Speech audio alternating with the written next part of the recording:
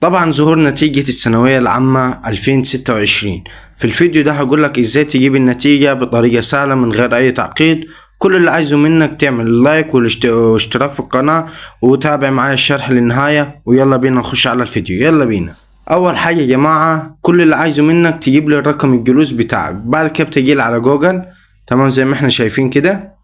تمام، بعد كده بنجي على البحث هنا، هنجي عليه زي ما احنا شايفين كده.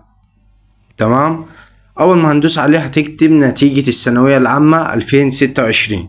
تمام، هيظهر لك النتيجة السنوية هنا، وفي برضو اليوم السابع. طبعا هندخل على اليوم السابع لانه اضمن جروب لحد دلوقتي. تمام، بعد كده بتيجي على الرابط اللي هنا ده وبتدوس عليه كده زي ما احنا شايفين كده.